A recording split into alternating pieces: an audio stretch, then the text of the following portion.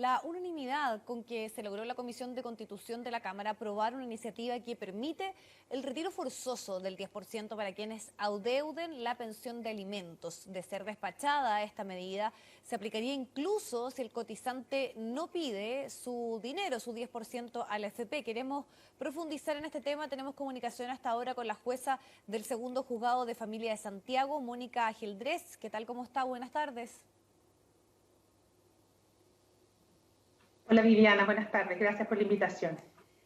Bueno, es interesante analizar un poco lo que puede significar desde el punto de vista en nuestro país de tener y contar con una normativa y sobre todo el precedente a una discusión ya mucho más profunda y que obviamente ha develado este retiro del 10%, que es la gran cantidad de deudas pendientes, impagas que hay de las pensiones de alimentos. Estamos hablando de 500.000 causas que están en los tribunales y de los cuales por lo menos hay 250.000 que no han sido pagadas por la AFP si pensamos en el caso anterior. Pero aquí estamos hablando de un retiro forzoso, o sea, más allá de que lo soliciten o no, no es una retención, es un cambio a lo que había ocurrido con el primer retiro del 10%, ¿no?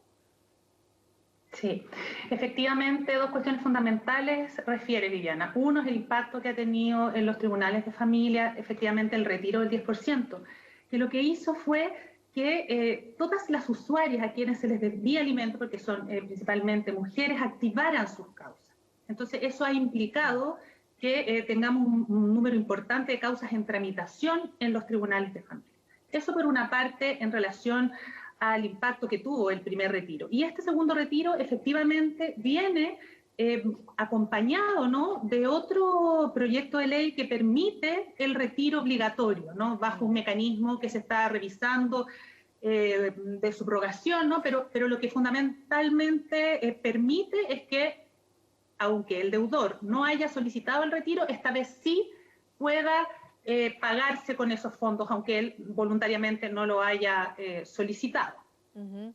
¿Y eso qué implicaría para la carga de los tribunales de familia? Porque eso también es importante considerar, las largas filas que había al momento de que existiese esta posibilidad y esta ley corta, este trámite que finalmente lo retenía. Entonces, esto probablemente se repita en la posibilidad de que si es que esto se transforma en ley, exista este pago forzoso, que además también no es solo para el primero, sino que se puede incluir el segundo. O sea, estaríamos hablando de que se puede hacer un retiro del 20% de los fondos de pensiones.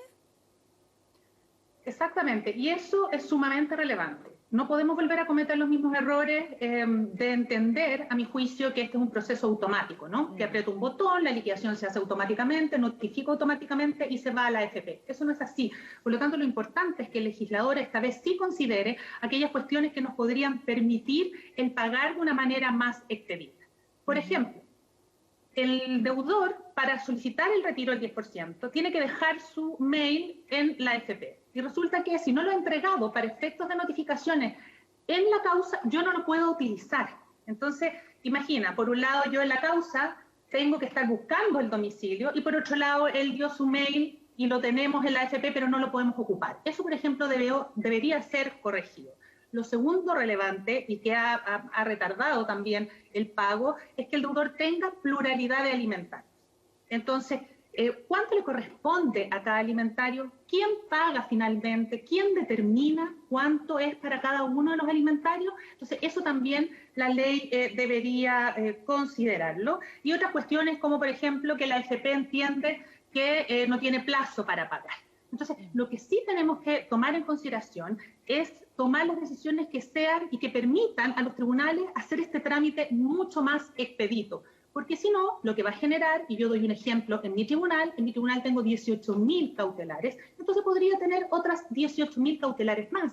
Y como este es un proceso, nosotros logramos, y yo ahí, digamos, quiero destacar la labor que ha realizado la ministra Gloria Ana Achebesich, porque rápidamente formó un equipo de trabajo, el Poder Judicial se ha volcado desde la parte informática a generar, digamos, nomenclaturas y efectos que permitan una tramitación más rápida. Entonces, decretamos las cautelares, pero esto tengo que ahora hacer una liquidación, el mismo número aproximadamente, y luego tengo que notificar, y ahí tengo que entrar una a una a las causas. ¿Con cuántos jueces? Con los mismos jueces y los mismos funcionarios, aunque han habido cierto apoyo desde dotaciones de funcionarios. pero esa es la realidad. Entonces, esta vez tenemos que hacerlo con mucho cuidado para que no se tarde tanto el pago, Sí. porque nosotros estamos conscientes como jueces, nos agobia. Tenemos más de 307.000 millones de pesos retenidos. ¿Qué más quisiéramos nosotros que pagarlo rápidamente? Pero tenemos que estarnos también, porque somos jueces, al debido proceso. Y ojalá el legislador esta vez sí tome en consideración estas cuestiones. Claro, que en el fondo existen mayores facultades para poder agilizar esta demanda, que la cifra no deja de ser algo profundamente llamativo. Y ahí quería también llevarlo a un tema de reflexión ya un poco más profunda, más extensa, porque si uno lo piensa, el derecho a alimentación y sobre todo en responsabilidad a los niños, hay dos derechos finalmente internacionales, el derecho universal de los derechos humanos en el artículo 25, número 1, y además también el derecho de los niños, artículo 27, número 1, que reconoce el derecho de todo niño a nivel de vida adecuado a un desarrollo físico, mental, espiritual, moral y social. Finalmente también ahí está consagrado el tema de la alimentación. Entonces ya hay algunas voces que dicen que esto no puede simplemente ser un tema entre privados, entre una demanda y a la espera de que un tribunal tome una decisión y el padre acoja, o madre también, porque hay casos, esa demanda y le dé una respuesta, sino que el Estado también debe hacerse parte. Y hay otras legislaciones donde el mismo Estado demanda a alguien que no está cumpliendo con esto, pero hace un pago, o sea, asume una responsabilidad. ¿Cuál es su opinión también en cuanto a lo que está de fondo, ¿no? Que es la alta morosidad en nuestro país en el pago de las pensiones de alimentos?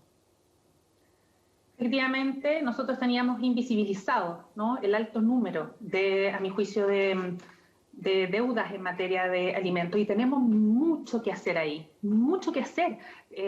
Tenemos que tomar decisiones también. Queremos seguir delegando esto, o que sean los tribunales de familia los que lleven adelante el cumplimiento, o es el Estado el que tiene más cierto aparataje para poder cobrarle al deudor. Bueno, son todas decisiones que tenemos realmente que tomar, porque efectivamente el derecho a alimentos es un derecho humano. Nosotros ratificamos la convención hace 30 años y el Estado se obligó a actuar, además de oficio, para lograr efectivizar ese derecho. Tenemos mucho que hacer, mucho que pensar, mejorar nuestras prácticas, por cierto, después de ver lo que ha ocurrido, porque además yo creo que culturalmente se produjo una cosa bastante relevante, y es que las personas que activaron sus causas no solo van a querer pagarse con este retiro el 10% o el próximo, con todos los bonos, y van a seguir adelante para poder, ¿cierto?, de alguna manera que se le efectivice ese derecho, que se pague esta deuda que por años se ha mantenido un poco en stand-by, porque además se genera una contradicción a mi juicio, y es que es la propia alimentaria la que tiene que llevar adelante su juicio. Tenemos que empezar a actuar de manera más eficiente, más eficaz y de oficio por parte de los tribunales de familia, lo que con el alto número y carga de trabajo que tenemos también se hace un poco más complejo. Sí, no, pero es un tema que sin duda hay que abordar, la responsabilidad de un Estado, ¿no? De un país frente a esto, a partir de lo que también planteaba. O sea, no tiene que ser solamente la persona que se ve afectada la que tenga que presentar una demanda, sabiendo que es muchas veces difícil avanzar en costos, en tiempo, y también las amenazas, porque me imagino que ustedes también han podido constatar que hay muchas mujeres que no concretan esto porque, y a partir del tema del 10%, salieron a la luz pública casos de amenazas por teléfono, de personas que amedrentaban a las mujeres a no hacerlo, precisamente porque podían poner en juego otras situaciones como lo que tiene que ver las visitas y situaciones bien complejas que van más allá de lo de la alimentación y que entran en un plano de las relaciones, ¿no?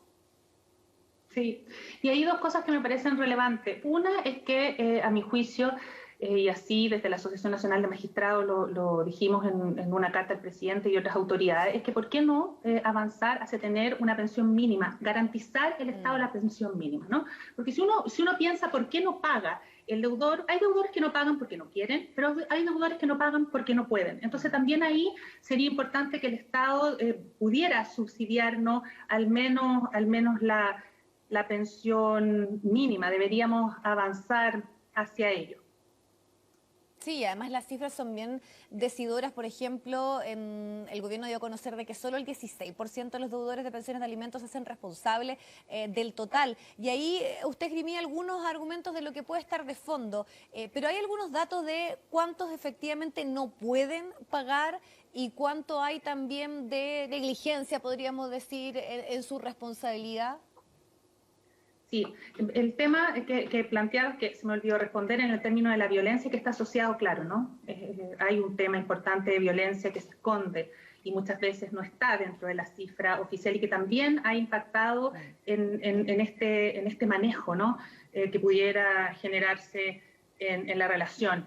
Y bueno, me parece que tenemos que avanzar también hacia estudios, porque la verdad es que generalmente en nuestro país ocurre que las distintas instituciones manejan cifras distintas. Y vamos a tener que profundizar, el Poder Judicial está haciendo un esfuerzo para tratar de ir pesquisando la trayectoria en estas causas, generando nomenclatura que nos permita también después sacar estadísticas. Yo creo que ahí tenemos un tremendo desafío también de ir generando estudios que nos permitan tener claramente determinado cuáles son las causales, cuánto es el número. Yo la verdad no me atrevería a señalar porque fundamentalmente lo que nosotros tenemos, lamentablemente en este país, son órdenes de apremio, ¿no? Pareciera que desde ahí el deudor fuera a cumplir, cuestión que no es así. Pero tenemos que avanzar en tener hitos en el sistema informático que nos permitan ir recopilando información de calidad, ¿no? Midiendo esta brecha que existe para la efectivización del derecho y que además la información con que cuente el Estado sea una, y no que el Poder Judicial de una cifra, el Ejecutivo de otra. Entonces tenemos harto camino que avanzar ahí también. Sí, sin duda. Pero volviendo al tema que nos convocaba y que tiene que ver con esta posibilidad de que se transforme en normativa un retiro forzoso en esta solicitud de parte de las pensiones, usted dice que si esto no está acompañado de las facultades que necesitan los juzgados de familia, podemos estar frente a una situación de no poder responder, no dar abasto a la cantidad de demandas que pueden surgir a partir de esto.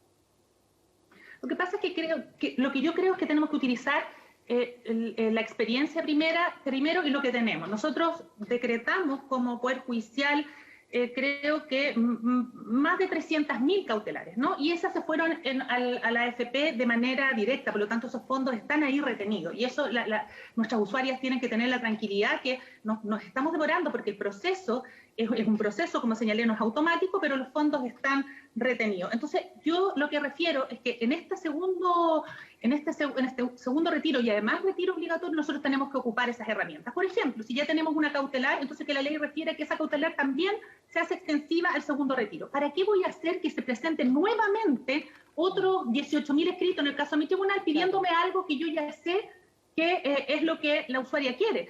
Si con el primer retiro no se alcanzó a pagar el total de la deuda, entonces yo debo entender que al pedirme la liquidación, al activar su causa, la persona quiere pagarse, ¿no? Entonces, yo creo que más bien debería existir una subrogación legal y esa subrogación legal debería entrar a operar cuando el Tribunal de Familia ordena el pago a la AFP.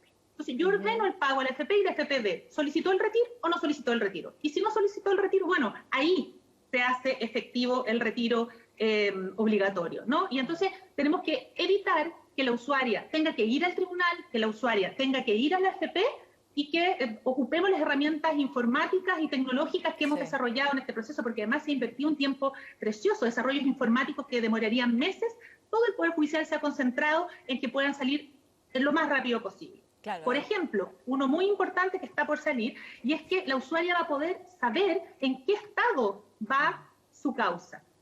Antes de tener que presentar otro escrito, va a ver, igual cuando uno pide una compra en una gran tienda, y ve, se despachó, está en camino, etcétera. Eso con un lenguaje sencillo va a poder tener nuestra usuaria en poco tiempo más, y eso le va a servir, porque eso también genera tranquilidad, ¿no?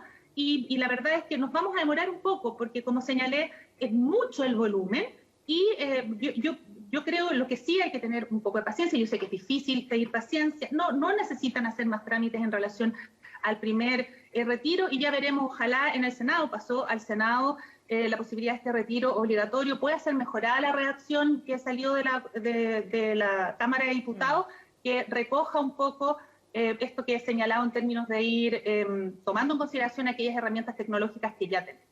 Absolutamente, y ahí quería también preguntarle ¿cómo ha visto la respuesta de las AFP? ¿Ha sido la adecuada o no? Porque una cosa es como el trámite que tienen que realizar obviamente los juzgados de familia, pero ya cuando se hace esta solicitud a la AFP, ¿cómo también ustedes están monitoreando lo que pasa al momento de ya constatarse que hay una demanda, que exista esa retención y eventualmente lo que puede pasar también mañana cuando se le solicite este retiro forzoso, ¿no? Bueno, se han hecho también todos los esfuerzos, todas las coordinaciones, la ministra Gloriana Chévez también las ha tenido, pero claramente hemos tenido muchos inconvenientes con las AFP. Me imagino que el impacto a nuestro sistema impactó de igual manera a las AFP, ¿no? Esto no lo tenían previsto, pero efectivamente se ha generado bastante complicación en términos del no pago, el por qué no pago, por qué no puso plazo, y eso tenemos que tratar de avanzar en este segundo retiro también, para que no exista esas complicaciones y nudos críticos entre las AFP y el Poder Judicial. Sin duda, Mónica Gildrés, le agradecemos muchísimo el tiempo y también estos puntos trascendentales para que en esta segunda solicitud de un retiro forzoso del 10% podamos enmendar todos los hechos ocurridos durante el primero y que además también lo que decíamos, ¿no? Dan cuenta de una situación muy compleja en nuestro país, de la alta morosidad que hay en el pago de pensiones. Muchas gracias. Gracias a ti, Viviana. Esté muy bien.